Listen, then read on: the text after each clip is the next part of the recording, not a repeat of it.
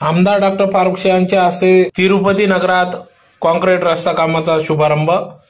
याबाबत अधिक वृत्त असे की महापालिकेतील सत्ताधाऱ्यांच्या नियोजन शून्यतेमुळे देवपूरचे खड्डेपूर झाले असून देवपूरवासियांना याचा नाहक त्रास सहन करावा लागत आहे। अपघातांमुळे अनेकांना गंभीर इजा देखील झाली। वस्तुतः भूमिगत गटार योजना आणि पाणी पुरवठा योजना राबविताना होणाऱ्या खड्ड्यांना नागरिकांना त्रास होणार नाही म्हणून चारी दुरुस्त आणि रस्ते दुरुस्त अथवा नूतनीकरण करणे याचे नियोजन करणे आवश्यक होते। मात्र महानगरपालिकेतील सत्ताधाऱ्यांच्या नियोजन शून्यतेमुळे हे शक्य होऊ शकले नाही।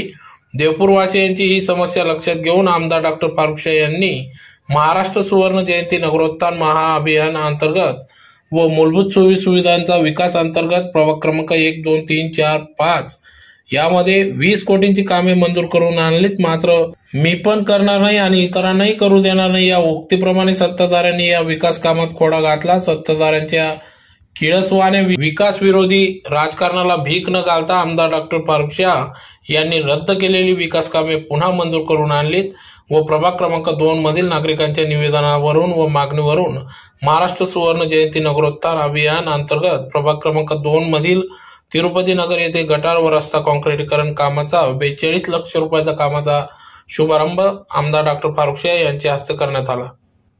यावेळी आमदार डॉक्टर फारुख शेख यांच्यासोबत नासिर पठाण, नगरसेवक सईद बेग, डॉक्टर दीपश्री नाईक, लोकक्रांती सेनेचे देवेंद्र पाटील, के.एन. बिरारी, तेजस पाटील, प्यारेलाल पिंजारी, ललित पाटील, संजय पाटील, दिनेश चव्हाण, शिवाजी पाटील, कैलास पाटील, संतोष खैरनार, भरत पवार, रघुनाथ बोरसे, दिलीप बाविस्कर, आत्माराम पाटील, सुभाष चौधरी, भटू पाटील, शरद सोनवणे, दर्शन बाविस्कर, प्रमोद मोरे, जयवंत सैंदाने, दिलीप पाटील, कैलास पाटील, डॉक्टर बापूराव पवार, इंजिनियर नकुल अहिरराव आदी उपस्थित होते।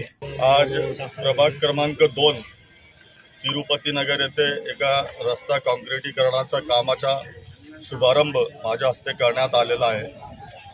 आपण बघितलं असेल मागच्या काही वर्षापासून महानगरपालिकेवर भारतीय जनता पार्टीची एक हाती सत्ता होती, परंतु त्यांनी हा जो आपला देवपूरचा भाग आहे त्या देवपूरला खड्डेपूर करून सोडलेला होता आणि त्या निमित्ताने आता बहुतेक लोक माझ्याकडे यायचे आणि माझ्याकडे मागणी करायची की आमच्याकडे रस्त्यांची खूप दुरावस्था झालेली आहे।